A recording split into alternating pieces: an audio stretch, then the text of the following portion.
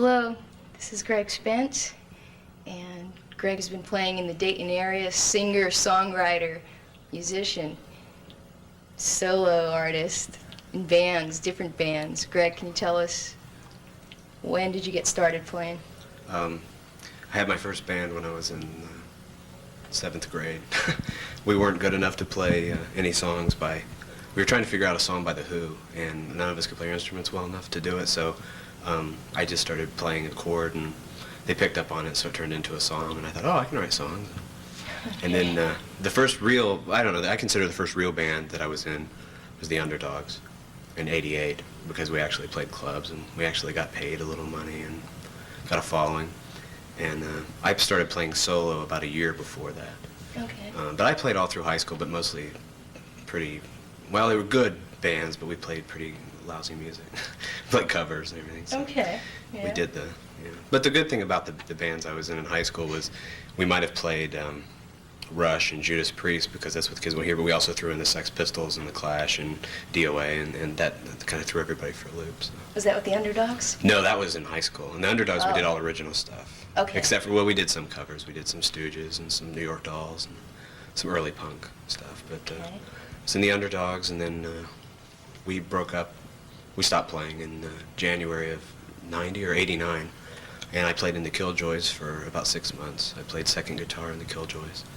And then after that, I got a band together called Me and Melissa, and we were only together for 3 shows. Okay. And the bass player had to quit.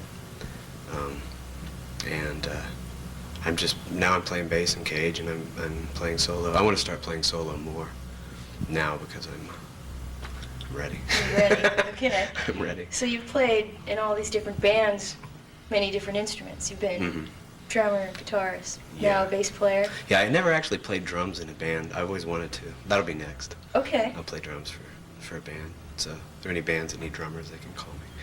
Okay. But yeah, I like to play different instruments. I wouldn't be happy just being a guitarist in a band. My big thing is songwriting. I would like to be a really proficient songwriter, and I guess that's what helps me in doing and being able to play all the different instruments. Is I can demo the songs. I can do the drum part, do the bass, the guitar, and then the keyboard, a little bit of right-handed piano. And yeah, my main thing is probably playing guitar and singing, but I'm having a great time playing bass. With Cage, right? Yeah, it's great, and we've been friends for so long. So. That's nice, seeing a lot of different bands from Dayton. You'll see one person filling in one band, or a few years later, this person from another band will be playing with another band. What do you think about playing in Dayton? You satisfied with staying here? I'd have to say, yeah, because I haven't been the I haven't been the best example of actually going out there and working hard at it. I mean, I've kind of, as far as my solo playing, I haven't done enough hyping of myself. I'm not comfortable with that. I'm not comfortable with saying, using my name as like I would a band's name, and so therefore, you understand me? It's sure, sort of a self-conscious. I mean, because if I screw up on stage in a solo set, I can't blame it on the drummer. I can't, I can't pass off. If I go to the club and there's a lot of graffiti around saying that, I'm no good, then it's not like the band. I can't say, well, whatever. It's harder, but I'm getting more comfortable with that. If I have to remove myself and think, it's not, just think of it as a band name, not think of it as me so much. But it's easy to get your feelings hurt playing solo, but I just have to toughen up a little bit, and that's coming with time.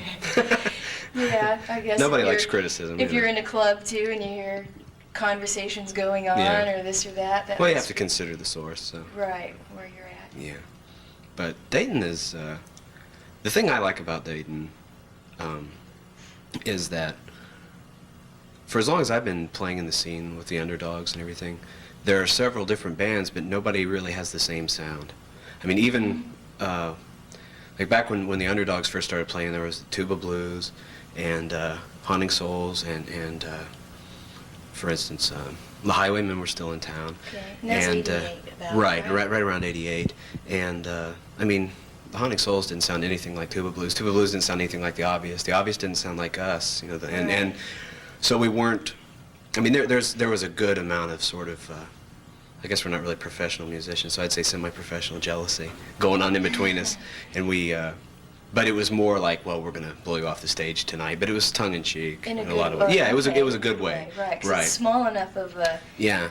And it's not that we were all trying to go for the same thing. If everybody was trying to sound like the Highwaymen, then the Highwaymen would have just been, you know, the supreme band, and no one would have really been able to compare to that. So everybody, and now it's the same thing. I mean, the Oxymorons and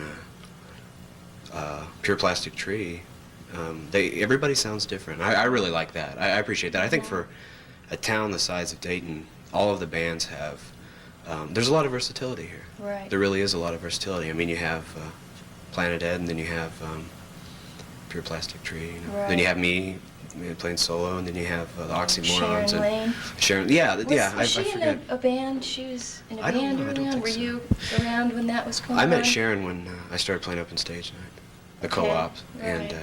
I think she was always a solo performer. It was funny, the first night I played Canal Street, I just remembered this, is weird. I played open stage night, and I got up there and I was playing REM covers, and I was playing Velvet Underground, and I had maybe one, I had a song called Fashion Girl, and a song called Man of Our Times that I played. Those were my only originals when I first started, and it wasn't going well. I was getting really nervous, and I just remember that Sharon jumped up on stage with me, and we just went into this blues jam that lasted for about 5 minutes, and I just played basic blues chords, and then after that, the crowd, I kind of relaxed a little bit. So Okay. I just Oh, that's remember that. great. Yeah, Yeah, that was how I got to know Sharon. She jumped up on stage with me, but I don't think she was ever in a band. Okay. Yeah, she may stop in to do some singing Tonight? tonight. She Oh, that would may, be if she great. can make it. If not, she'll show up some other time. Yeah. That'd be nice. But Dayton is, I don't know, everybody complains about Dayton. And I think the reason that people complain so much, again, I'm not a very good example of going out and really working hard. I've been really fortunate because the bands I've been in, I've usually, like in Cage, I mean, I don't need to do anything because Nick is such a work hound. You know, Right. he's Right. insane, man, you know, running around getting shows and everything. And then the Underdogs, we got sort of on the side of certain bands like The Obvious and The Highwaymen, and everybody just helped each other out. But I completely stink when it comes to the business part of it. I can write songs, I can play, but, you know, when it comes to talking about, I mean, I played my first 5 or 6 shows without getting paid just because I wouldn't approach him. I wouldn't go and say, do I get money? Because I'd been doing it for so long open stage night without getting paid. I thought, you know what, I don't want to ask for money, you know. And I still had some of that old punk mentality of, well, you're a sellout if you make money, you know. Right. So I don't know what I was thinking. Then maybe I was going to be a plumber for the rest of my life and just play Tuesday nights, or, you know. But yeah. now I like to get paid. I mean, that's not the reason to do it, but Right. it's I nice. understand what It's you're nice to be able to saying. get something to eat on the way home. Are any of the other members that were in the Underdogs, are they in any other bands? Well, Ben is the Okay. lead singer for the Oxymorons. He was the drummer Oh, for the okay. Underdogs, and he. That's odd. He was the drummer in there, now he's the guitarist. Yeah. For... Yeah, Ben. Yeah. Ben. He's probably going to see this. Ben needs to be up Don't worry, front. Ben, you get your chance to come back at Yeah, it. that's right. Point, counterpoint. No, Ben has too much energy to be just behind the drums. I mean, he needs to be up front. Because I remember when the Underdogs would practice, I would always show up at practice, and he would be playing my guitar, always playing my guitar, trying to write songs and stuff, you know. And we did a couple of his songs in the where he Underdogs. needed to be. Yeah, that was his niche. And so I remember the first time I saw the Oxymorons, I was really pleasantly surprised at how good it was. I was so happy for him. And then now I think I don't want to sound like I think they're a great band. I was going to say I think they're the best band in Dayton, but everybody says that. Yeah. Thanks, Greg. Mhm. It was good talking with you.